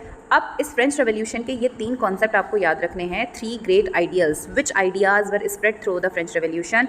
First is liberty, second is equality, third is fraternity. Right. क्या इसका मतलब होता है? मैंने आपको ऑलरेडी समझाया है, again here mention. So remember for the 1 mark question, these are the basic ideas spread with the French revolution. Now, did women have a revolution? Yes, of course, women also participated and even very active. जो women थी France की वो काफ़ी active थी, not only for their household chores, in fact they were playing their role outside the home also to earn livelihood for their family. क्योंकि जो mail bodies थी वो वॉर में इन्वॉल्व थी, और उस समय पे वुमेन ने बहुत अच्छा रोल प्ले किया अपनी फैमिली से रिलेटेड, साथ ही साथ रेवोल्यूशन में पार्टिसिपेट किया, और फैमिली को लुक आफ्टर करने के लिए उन्होंने जॉब एरिना पे भी एंटर किया, यानी outside their home also they started work. ठीक है, तो कैसे काम किया? जो उनकी जॉब्स थी मेनली एज अ मेड, क्योंकि बहुत एजुकेटेड नहीं थे, सेलिंग फ्लावर ये काम वो करते थे, सेलिंग वेजिटेबल्स इस तरह का काम किया, लॉन्ड्रेस इस तरह का काम किया, क्योंकि बहुत हाईली क्वालिफाइड तो नहीं थे ना, तो इस तरह की जॉब तो होती भी नहीं थी। और जो आज का टर्शरी सेक्टर, सेकेंडरी सेक्टर, वो इतना डेवलप तो उस समय पे था ही नहीं, ऐसा सिस्टम ही नहीं था। So whatever the work available in front of them according to their capability, they started doing all such type of work. So women had no right to education, पढ़ी लिखी वो होती ही नहीं थी, and except daughters of the nobles and the people, जो rich people हुआ करते थे उनके घरों पर पढ़ाने आते थे, अदरवाइज कॉमन सिटीजन जो थे वो लिटरेट नहीं थे। When in spite working for the low paid jobs, women had to do all the work at home also, घर का भी काम करना है, फैमिली भी देखनी है, और इन कामों को करके वो अर्निंग को मैनेज करते थे फैमिली को लुक आफ्टर करने के लिए। एट द सेम टाइम अब उनकी भी कुछ पॉलिटिकल डिमांड थी, क्योंकि वुमेन को वोटिंग राइट नहीं मिला था। So to voice their opinion, women started a political club also. अब उन्होंने क्या करे? अपने अपने पॉलिटिकल क्लब बनाने शुरू करे, अपनी ऑर्गेनाइजेशन, जहाँ पर उन्होंने पर्टिकुलर डिमांड्स की। क्या डिमांड्स करी? Demands of women. 3 mark question आपको याद रखना है, व्हाट वर द डिमांड। तो पूरे चैप्टर में जो बेसिक पॉइंट्स हैं और कितने मार्किंग के हिसाब से हम क्वेश्चंस को टारगेट करते हैं वो मैं आपको समझाते चली हूँ क्लास में भी। क्लास में हमने डिटेल डिस्कशन किया था चैप्टर को लेकर के, बट यहाँ पर मैं आपको सिंगल वीडियो में ही as an 1 shot video provide कर रही हूँ। इसका डिटेल पूरा चैप्टर मैं आपको जून में प्रोवाइड करूँगी for all over complete concept including all 1 mark questions also. ठीक है, तो ये वन शॉट वीडियो है, बट इसका डिटेल वीडियो भी आपको प्रोवाइड करवाया जाएगा जून में। मैं आपको इंडिविजुअल आपकी टेक्स्ट के साथ पूरा एक्सप्लेनेशन ऐड करूँगी, बट आपने अगर ये ओवरव्यू समझ लिया तो आप अप्रॉक्स 2 मार्क्स 3 मार्क्स 5 मार्क्स के क्वेश्चन को आराम से कर लेते हैं। 1 मार्क क्वेश्चन तो आपको as it is dates events learn करने होंगे, जिसके लिए आपको बुक रीड करना बहुत ज़रूरी है, right. Now it's demands of women. क्या डिमांड थी? हमने पीछे पढ़ा कि वुमेन ने अपने कुछ पॉलिटिकल क्लब्स बनाए जिसमें उन्होंने स्पेशली ये डिमांड्स रखी थी। First, some political rights as man, जैसे मैन को वोटिंग राइट मिला था बट वुमेन को नहीं मिला था, तो ये चाहती थी कि भाई इनको भी वोटिंग राइट मिल सके, यानी पॉलिटिकली कुछ जो अथॉरिटीज़ थी वो मिल सके, और specially right to vote, voting right ये चाहते थे। Right to be elected to be an assembly, जो असेंबलीज हुआ करती थी जैसे नेशनल असेंबली, फिर उन्होंने कन्वेंशन बनाई, तो उसमें वुमेन को रखा ही नहीं जाता था क्योंकि उन्हें तो वोटिंग राइट ही नहीं था, तो असेंबली में तो उन्हें कहाँ ही रखे थे, है ना। तो उनका इक्वल पार्टिसिपेशन हो ये वो चाहते थे। And right to hold the political office also, same thing is that, जैसे लेजिस्लेचर एग्जीक्यूटिव जुडिशरी ये कहलाते हैं हमारे पॉलिटिकल ऑफिस। तो लेजिस्लेचर में भी वुमेन का पार्टिसिपेशन हो, एग्जीक्यूटिव में भी वुमेन का पार्टिसिपेशन हो, इलेक्शन हो, रिप्रेजेंटेशन हो, ये उनकी डिमांड थी। यानी इन शॉर्ट अगर हम कहें so they were demanding rights similar to man, ठीक है। So in this way, French women were disappointed by the French Constitution 1791. Why women were disappointed with the Constitution of 1791? क्योंकि उसमें उनको कोई भी राइट नहीं दिया गया था, कोई पॉलिटिकल राइट नहीं दिया गया था, ठीक है। जो कुछ बेसिक राइट थे वो सबके लिए थे, अलाइनेबल हम जो पढ़े थे, इनअलाइनेबल राइट्स, बट पॉलिटिकल राइट्स की अगर हम बात करते हैं तो women were not granted with particular political rights. तो उनको लगा कि भाई हम तो डिप्राइव्ड ग्रुप है। राइट्स गिवन टू वुमेन, अब राइट्स जो उनको दिए गए थे, कौन से राइट्स दिए गए थे? Here is a 5 mark question. ये आपकी बुक में पर्टिकुलर पैराग्राफ भी मैंने आपको मार्क कराया था, और specially you can have that what were the changes और reform by the revolutionary government in favour of women. तो ये 5 पॉइंट्स आपकी बुक में मार्क किए हुए हैं, और इसी को हम कह सकते हैं that what the specific rights were given to women. So first is schooling was made compulsory for girls, क्योंकि पहले तो उनको स्कूलिंग का एजुकेशन का राइट ही नहीं था, तो स्कूल कैसे जाते। Second, father could not force them to girls to get married, पहले एज इट इज जिस भी बहुत छोटी छोटी एज में, और उनको जब बोला जाता था करना होता तो तभी उनको राइट दिया गया था कि उनसे पूछा जाएगा, अगर उनकी मर्जी नहीं होगी तो वो नहीं करेंगे marriages. Third is marriages were registered, women had right to rights in marriage, similar. Fourth is divorce was made legal, women could also apply for it. Earlier होता था कि अगर some family issues are there, clashes are there, तो women को ये authority नहीं थी कि वो खुद से डाइवोर्स के लिए जाएं, अप्लाई कर सके, बट अभी ये राइट उनको दिया गया that both are equal, as similar to man women can also apply for divorce. Similarly women could train for job, run small businesses etceteras, वो खुद से सेल्फ डिपेंड बन सकें, इंडिपेंडेंटली काम कर सकें, तो इसके लिए उनको ट्रेन किया गया कुछ बेसिक तरह की ट्रेनिंग्स, जिसमें जैसे छोटे छोटे से काम होते हैं ना, लाइक बास्केट वेविंग कैसे करना है, जिससे अपने छोटे छोटे काम खुद से कर सकें, छोटे छोटे स्मॉल बिजनेसेस कुछ रन कर सकें। तो these are very important points, ये 5 पॉइंट्स हैं, और ये 5 मार्क का क्वेश्चन होता है, आपको एक्सप्लेन करना होगा। यहाँ पर मैंने आपको शॉर्ट समराइज करा दिया, इनको अगर आपने लर्न कर लिया तो आप इससे रिलेटेड 2 और लाइन ऐड कर सकते हैं, ठीक है। So learn it properly. Next is rain of terror and global impact, ये क्वेश्चन हम ऑलरेडी कर चुके हैं, यहाँ पर फिर से समराइज कर दिया। जब हम रेन ऑफ टेरर कह रहे हैं तो उस समय अगर हम वुमेन की बात कर रहे हैं, क्योंकि हम टॉपिक क्या कर रहे हैं यहाँ पर, रिलेटेड टू वुमेन, तो regarding to reign of terror, regarding to women reign of terror में उनके पास क्या राइट थे और क्या नहीं थे। वुमेन पॉलिटिकल क्लब्स पर बैन जो बनाए थे उन्होंने वो बंद कर दिया, क्योंकि रेन ऑफ टेरर यानी मैक्सिमिलियन रॉबेस्पियर तो बिल्कुल डिक्टेटर बन के काम कर रहा था, उसने किसी को कोई राइट ही नहीं दिए थे, पॉलिटिकल एक्टिविटीज़ को क्रश कर दिया गया था, even they were arrested also, और कोई पॉलिटिकल एक्टिविटीज़ अलाउड नहीं थी। ग्लोबल इम्पैक्ट क्या आया इस चीज़ से, French women had to struggle for the 200 years for the rights, voting rights उनको सालों के बाद मिला, बहुत आसानी से नहीं मिला, स्ट्रगल करना पड़ा और यूनिवर्सल सफ्रेज बना। French women motivated to other women also world, उनको देख करके बाकी यूरोपियन कंट्रीज ने भी एफर्ट्स किया, और finally that in 1946 women granted voting right. काफ़ी स्ट्रगल करने के बाद फाइनली वुमेन को वोटिंग राइट कब मिल गए, 1946 में, ठीक है। इन 1946 यानी जिस साल हमारी इंडिया फ्री हुई, हमारी इंडिया को इंडिपेंडेंस मिली, जस्ट उसके 1 साल पहले French women were granted equal voting right, है ना। काफ़ी डिफ़िकल्ट की, इतना रेवोल्यूशनरी कंट्री होने के बाद भी वुमेन को वोटिंग राइट बहुत लेट में जा कर के मिला। अब आता है स्लेवरी। स्लेवरी सिस्टम क्या होता था, ये आपको मैप दिखाया हुआ है। बेसिकली ट्रायंगुलर स्लेव ट्रेड चला करता था। तो अफ्रीका से बेसिकली काफ़ी अच्छी फिजिक वाले लोग जो हुआ करते थे, तो उन लोगों को उठा करके अफ्रीका से अमेरिका और यूरोप में भेजा जाता था काम करने के लिए, माइनिंग्स के लिए और फार्मिंग एरिया में, प्लांटेशन में काम के लिए भेजा जाता था। And there were the particular French colonies were working. Here mention the 3 main French colonies in the Caribbean sea. Commodities obtain from these, क्या चीज़ें उगाई जाती थी, sugar cane, indigo, coffee, tobacco. इन चीज़ों को प्रोड्यूस कराया जाता था। तो माइनिंग भी होती थी और प्लांटेशन भी होता था और यहाँ पर के लिए वर्कर्स चाहिए होते थे। तो ये क्या करते थे, अफ्रीका से लोगों को, इनफैक्ट उन्हें सच्ची नॉलेज भी नहीं पता होती थी, उनसे फॉल्स प्रॉमिसेस उनको दे दिए जाते थे, झूठी चीज़ों पर साइन करवा लिए जाते थे। और फिर स्लेव का मतलब आपको पता है, स्लेव मतलब किसी का दास बन के रहना, तो अपनी मर्जी से वो छोड़ भी नहीं सकते थे। And sometime it was a condition, slave वो भी होता भी, राजा जो मोनार्की सिस्टम होता था उसमें राजाओं का युद्ध होता था, जो साइड जीत जाती थी तो भागने वाले लोगों को पकड़ लिया जाता था, उन्हें भी बंदी बना करके हमेशा फिर एज अ स्लेव काम करवाया जाता था साथ में। तो इस तरह से स्लेवरी सिस्टम चला करता था। जब मैक्सिमिलियन रॉबेस्पियर का पीरियड था तो एनी हाउ उस समय पे स्लेवरी को एबोलिश करा गया, पूरी कोशिश करी गई उसको रोकने की और काफ़ी हद तक रिजल्ट सक्सेसफुल रहे। लेकिन अगेन इन 1804 जब अगेन नेपोलियन के हाथ में पावर आ गई थी तो नेपोलियन के साथ स्लेवरी फिर से इंट्रोड्यूस हुई। So European workers were unwilling to go to these island and work, and as a result to cover the shortage of labour these was the slave trade between Europe, Africa and America. तो अलग अलग reason में ये slave trade move कर रहे थे, यानी basically Africa से आते थे, अदर कंट्रीज़ में खरीदे जाते थे, तो इसको हम स्लेव ट्रेड बोलते थे। ठीक है, तो ये बेसिकली 3 कंट्रीज़ के बीच में होता था, दैट इज़ अफ्रीका, ठीक है, अमेरिका एंड यूरोप। तो ये 3 कॉन्टिनेंट इसमें इन्वॉल्व हो गए थे। तो एक जगह से अफ्रीका से ख़रीदा जाता था और इन स्लेव्स को अमेरिका और यूरोप में भेजा जाता था काम के लिए। तो ये ट्रायंगुलर स्लेव ट्रेड कहलाता है।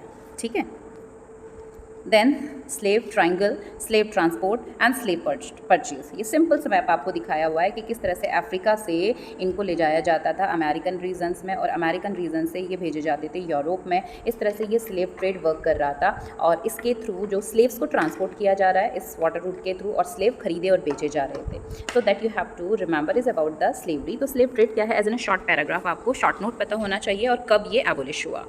Then slave trade is started basically with the 17th century and French merchants would travel to Africa to buy slaves. Slaves were bought, branded and shackled and packed tightly in the ships sent from Africa to Caribbean islands. अब उनको तो सच भी नहीं पता होता तो क्या क्या काम उनको करना है, तो कई बार उन्हें झूठी चीज़ें बता कर खिलाया जाता था और क्योंकि अगर सच बताएंगे तो वो तो रेडी नहीं होंगे ना आने के लिए और ज़बरदस्ती फिर पकड़ के वहीं रख लिया जाता था। तो slaves were sold off to the plantation owners in America near Caribbean island. French port cities of the Bordeaux and Nantes flourished. ये आपको मैप में पूछा जाएगा, पोर्ट सिटी ऑफ फ्रांस। तो ये दोनों आपको मैप के लिए भी लर्न करने हैं। ठीक है, मैप आपको ऑलरेडी फिल करवा दिया है। Flourished due to this slave trade, तो इस स्लेव ट्रेड की वजह से ही ये जो पोर्ट एरियाज़ थे ना ये काफ़ी फ्लोरिश्ड हुए, यहाँ पर ट्रेड और अच्छा बढ़ा। तो अफ्रीका में स्लेव्स को इस तरह से ज़बरदस्ती पकड़ के लाया जाता था, बंदी बना करके उनको मार पीट करके ज़बरदस्ती उनसे फिर काम करवाया जाता था। तो that was not a good system और इसके लिए भी काफ़ी स्ट्रगल चला और काफ़ी सालों बाद जा करके ये स्लेव ट्रेड एबोलिशन इसका हो पाया। तो एबोलिशन ऑफ स्लेवरी काफ़ी लेट में आया। कन्वेंशन ने ऑलरेडी इसको बैन किया था, यानी ये 1794, यू रिमेंबर ये मैक्सिमिलियन वाला, रॉबेस्पियर मैक्सिमिलियन वाला पीरियड था, इस समय बंद हुआ था, बट फुल्ली ये कम्प्लीटली बैन हो पाता इसके पहले नेपोलियन ने 1804 में इसको फिर से रीस्टार्ट करा दिया था, फिर से स्ट्रगल हुआ और finally in 1848 slave was completely एबोलिश्ड। ठीक है, यानी स्लेवरी खत्म हुई। Now the revolution in everyday life. अब ये जो रेवोल्यूशन था ना लोगों की एवरीडे लाइफ में आपको दिखाई देने लगेगा, यानी जब आप डिटेल इन चीज़ों के बारे में पढ़ेंगे। तो 1789 एबोलिशन, सेंसरशिप लॉ हुआ, the old regime, everything needed approve by the king, books, newspaper, play. After the revolution freedom of speech expression was also natural right. So play, song, festive processions and attract large number of people would discuss the discussion and event of the others. तो ये सारी चीज़ें ना लोगों की day to day life से जुड़ी हुई थी। हर चीज़ में हमें रेवोल्यूशन, चाहे वो खाने की शॉप्स के लिए सामान हो, मार्केट की बात हो, रिलेटेड टू मीडिया हो, freedom of press, books purchase करना, तो हर जगह हर चीज़ों में रिवोल्यूशन दिखाई दे रहा था। यानी लोग अगेंस्ट थे किसके, फर्स्ट सेकंड थर्ड एस्टेट वाला जो ये सिस्टम था, जो मोनार्की का ये सिस्टम था।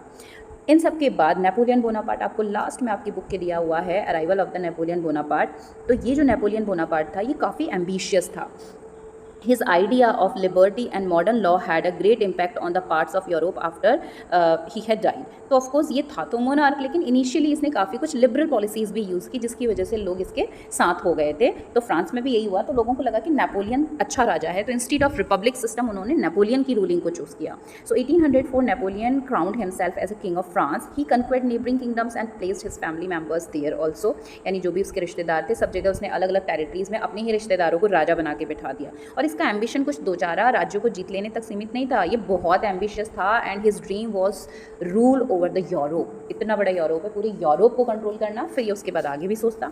Then he introduce many laws, protection of private property and uniform system of weight and measure. तो ये बहुत बड़े इंपॉर्टेंट चेंज उसने लाए थे जिससे कि लोगों को भी इसका रूलिंग या हम कहें कि नेपोलियन को लोग पसंद करने लगे। क्या था वो?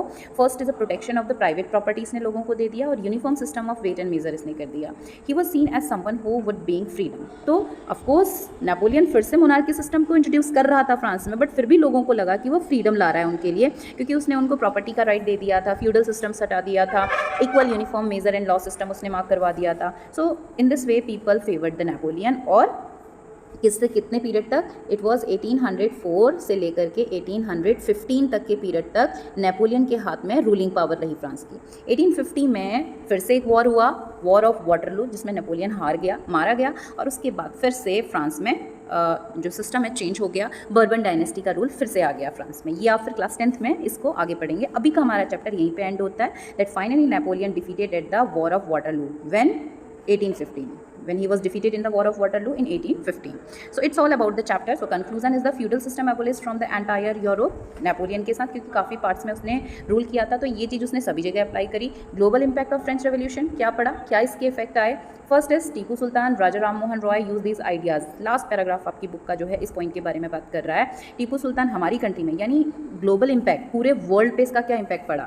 सबसे मेन चीज़ तो हमने डिस्कस करी that after the French revolution, और वी कैन से कि जब फ्रेंच रेवोल्यूशन हुआ तो फ्रेंच रेवोल्यूशन के साथ equality is about the idea of equality, liberty, fraternity spread all over the Europe. ठीक है, equality, we can write here liberty and fraternity। तो ये जो आइडियाज़ थे इक्वालिटी, लिबर्टी, फ्रेटर्निटी के, ये ऑल ओवर यूरोप में पहुंच गए। यानी हर जगह यूरोप में अब लोग इन चीज़ों को समझने लगे कि वाई मोनार्की, राजा का बेटा ही राजा क्यों बनेगा, इस कॉन्सेप्ट को वो समझने लगे, रिपब्लिक सिस्टम की डिमांड करने लगे। सो equality, liberty, fraternity with the Republic concept, ये आइडियाज़ लोगों के दिमाग में काम करने लगे और रेवोल्यूशन होता गया बाकी कंट्रीज़ में भी। तो हमारे इंडिया में भी ये रेवोल्यूशन पहुँचा। So colonised people restarted their struggle with a new force. तो जगह जगह पे जहाँ पे कॉलोनीज रूल कर रही थी वहाँ पर लोगों ने अब रेवोल्यूशन शुरू किया। किस चीज़ के लिए? एक डेमोक्रेटिक रिपब्लिक सिस्टम सेटअप करने के लिए। Now they all were demanding for a republic system. Republic का मतलब क्या होता है बेटा? रिपब्लिक मतलब where the rulers are elected by the people. ठीक है, रिपब्लिक सिस्टम वो सिस्टम है जहाँ पर राजा को वहाँ की जो प्रजा है, जो सिटीजन है, वो खुद चूज़ करते हैं। तो यही रिपब्लिक सिस्टम अब लोग समझ गए थे और इसकी डिमांड कर रहे थे। हमारे इंडिया तक भी ये थॉट पहुँचा। उसको लाने वाले कौन थे? Tipu Sultan and Raja Ram Mohan Roy use these ideas to improve the life of Indian. Firstly initially ये आइडियाज़ आए और यहाँ पर ब्रिटिश उस समय रूल कर रहे थे, तो ब्रिटेन का रूल इंडिया में था, तो धीरे धीरे वो स्ट्रगल यहाँ पर भी पावरफुली तो धीरे धीरे वही सारे आइडियाज़ यहाँ पर जो कुछ ये लीडर्स हैं इस तरह के यहाँ भी स्प्रेड हुए और इंडिया में भी फ्रीडम फाइट धीरे धीरे बढ़ने लगी। And finally you know that in which year 1947 India also got independence from British rule.